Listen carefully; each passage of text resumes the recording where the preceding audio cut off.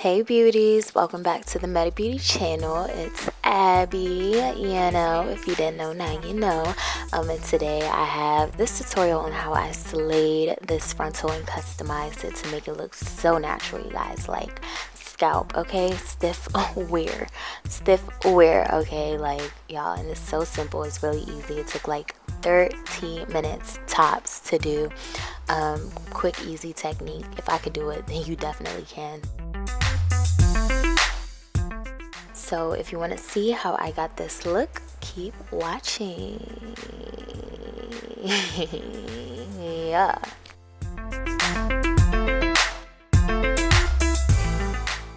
So starting with a wet frontal, you always want to make sure you start with either a wet or a damp frontal because it's very important to see what you're doing when you're plucking the frontal, and the only way that you can really do that is when the hair is wet.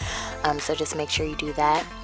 And comb through the hair to get rid of any kinks or like knots or anything like that, and placing a setting foam to keep the hair in place because plucking can get really messy.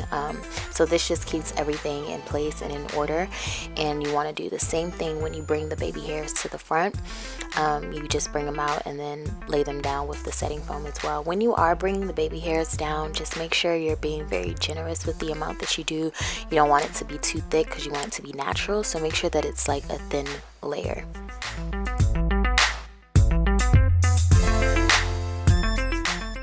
And so now you just kind of want to go ham with the plucking. I don't really have a specific technique when it comes to plucking, honestly. I just make sure I don't stay in one place at one time, because when you stay in one place at one time, you tend to overpluck.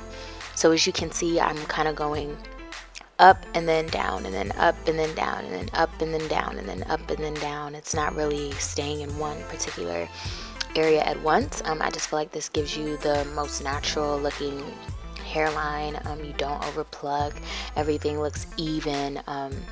So yeah, just make sure when you're plucking, you're not staying in one place, because you want you want to make sure that you don't overplug.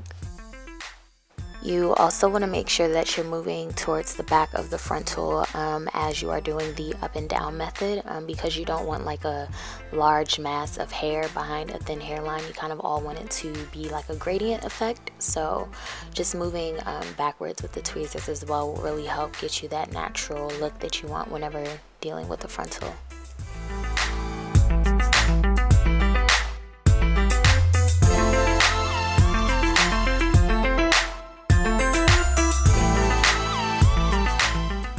So this is what the hair looked like plucked, and this is what it looked like before. It actually wasn't even that thick before, honestly. It kind of looked natural even before I started plucking. I really liked this frontal.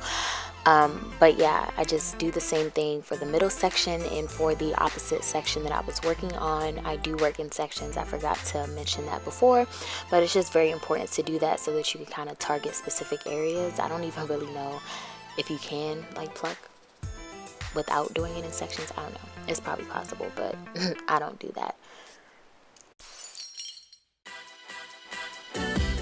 So once you have plucked the hairline to your desire, you can put the actual lace on your head, or the wig, whatever it is that you have.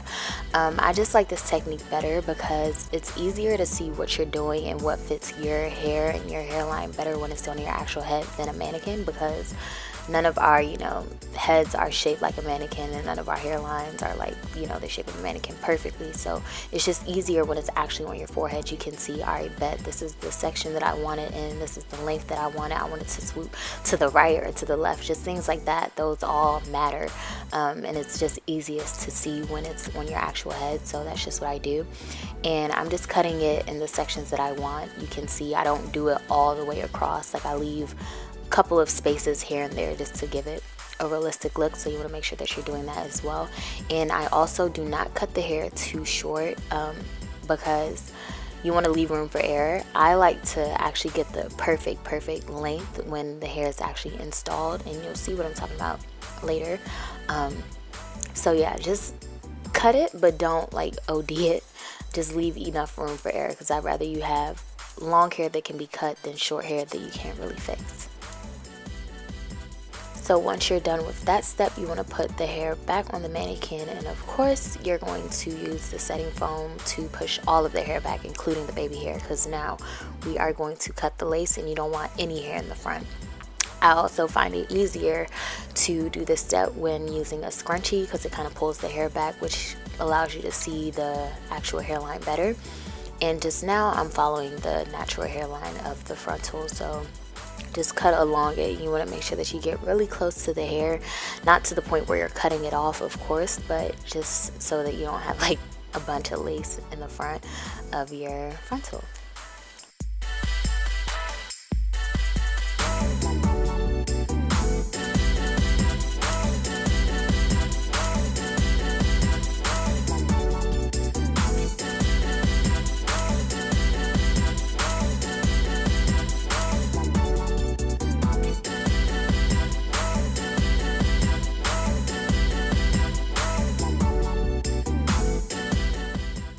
So I didn't bleach the knots in this wig because it was given to me pre-made and I just felt like that would have been a lot. So I just took my face powder and applied it all over the lace to match my skin.